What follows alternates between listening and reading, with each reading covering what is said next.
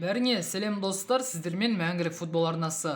Біз сіздермен футбол әлемінің соңғы жаңалықтарымен бөлісуге дайынбыз. Бүгінгі видеоның басты жаңалықтары. Неймар ПСЖдан кетуге келісті. Дембеле Барсадан кетуі мүмкін.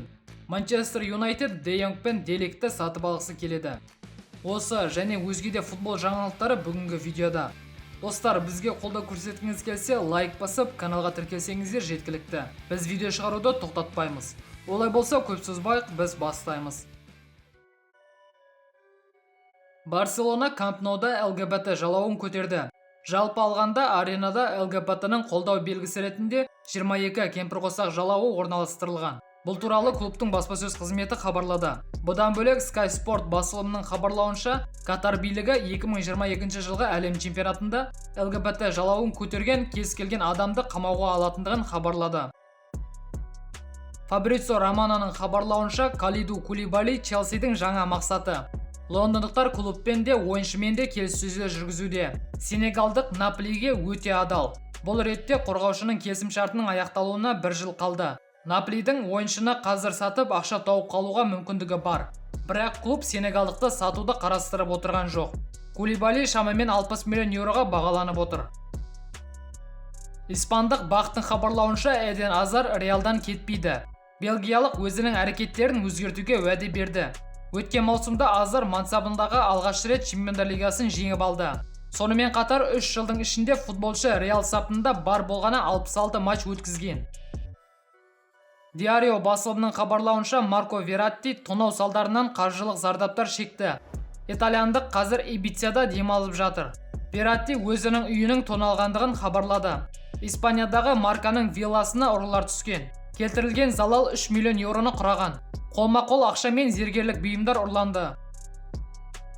Испандық бақтың хабарлауынша, Барселона Мемфис Депайдың агентімен кездесу өткізді. Каталондықтар бомбардирді 20 миллион еуродан жоғарыға сатуға дайын. Барселона ойыншымен келісімшартын 1 жылға ұзартуы да мүмкін. Қалалықтар жақын арада Мидлсброумен келіссөздер аяқтайды. Қақпашы Зак Штефан чемпионшип клубына жалға беріледі. Манчестер Ньюс басылымының хабарлауынша, клубқа америкалықтың енді керегі жоқ. Сити жаңа маусымда қақпашы Стефан Артегаға үміт артып отыр. Радио басылымның хабарлауынша, Пауло Дибала Интермен келіссөздерде қиындықтарға тап болған. Келіспеушіліктер жалақы мен келісімшарт талаптары бойынша. Миланның жаңа қожайындары Дибаламен келіссөздер жүргізуді ойлап отыр. Қазіргі уақытта аргентиналық еркін агент статусымен командасыз жүр.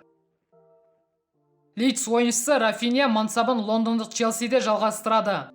Екі тарап толықтай келісімге келді. Бұл туралы инсайдер Фабрицио Романо хабарлады. Челси Рафиня үшін шамамен 70 миллион еуро төлейді. Португалия құрамасының жартылай қорғаушысы Ренату Санчеш мансабын Пари Сен-Жерменде жалғастырады. Бұл туралы инсайдер Жан-Лука Ди Марция хабарлады. Санчештің бұл қадамына жуырда ПСЖ-ға келген Луиш Кампуш әсер етті. Ендігі кезекте басты жаңалықтар. Барселона ойыншысы Усман Дембеле командамен келісімге келе алмай отыр. Француз жалақысы өскен жағдайда ғана каталондық клубпен келісімшартын ұзартатын болады. Барселона қазір асығыс шешім қабылдағысы келмейді. Бірақ ойыншының жалақысын көтеру нұсқасында қарастырып жатыр. Бұған дейін Хави Дембелемен келісімге келу үшін өз демалысын тоқтатып Каталонияға ұшып келген болатын. Айта кетейік, Дембеленің Барсамен қазіргі келісімшарты 2022 жылдың 30 маусымына дейін жарамды. Дембеле өткен маусымда Ла Лигада 21 ойынға қатысып, 1 гол салып, 13 нәтижелік пас берген. Соңғы күндері Барселона мен Манчестер Юнайтед Де Йонгтың трансфері бойынша жиі келіссөздер жүргізуде. Ағылшындардың Де Йонг үшін ұсынған соңғы бағасы 80 миллион еуро. Келіссөздер біршама алға жылжыды. Және алдағы 1-2 күнде келісімшартқа қол қойылуы мүмкін. Sky Sport басылымының хабарлауынша, Де Йонг MU-ге ауысуға қарсы емес. Және Роналдумен бірге ойнағысы келеді. Carrera dello Sport басылымының хабарлауынша, Манчестер Юнайтед Де Лигті де сатып алуы мүмкін.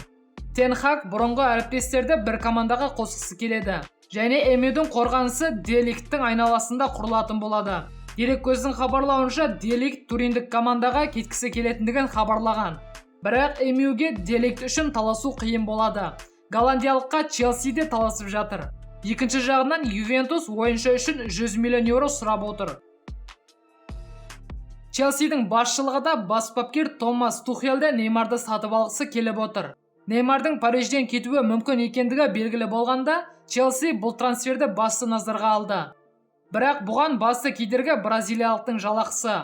Daily Mail басылымының хабарлауынша, егер Неймар жалақысын азайтуға келіссе, лондондық Челсиге ауысуы мүмкін. Кейбір басылымдардың хабарлауынша, Неймарға Манчестер Юнайтедте қызығып отыр. ПСЖ Неймарды сатуға шешім қабылдады. Шайықтар қанша бай болса да көп жалақы алатын ойыншылар ПСЖ-ға жаңа ойыншыларды сатып алуға кедергі жасап отыр. Неймар ПСЖ-дан кетуге дайын, бірақ өз талаптары бар.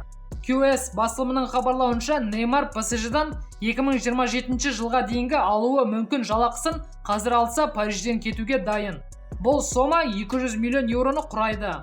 Томас Тухел бұрын Неймармен жұмыс жасаған және бразилиялыққа жоғары баға беріп отыр. Неймардың өзі де сұхбаттарында Тухелдің үздік бапкер екендігін айтып жүрген. Бұған қоса Неймарды Челсиге келуге жерлесі Тиаго Силва да көндіруге тырысып жатыр. Кейбір басылымдардың хабарлауынша, Челси басшылығына Неймарды сатып алу ұсынысын жасаған Тиаго Силва. Достар, бүгінгі жаңалықтар осымен тәмам. Видео ұнаса, лайк басып, жаңалықтар жайлы өз ойларыңызды комментте қалдыруды ұмытпайық. Және арнаға тіркеліп жатқандарыңыз үшін көп рахмет. Ал біз қоштаспаймыз, келесі видеода кездескенше аман сау болыңыз.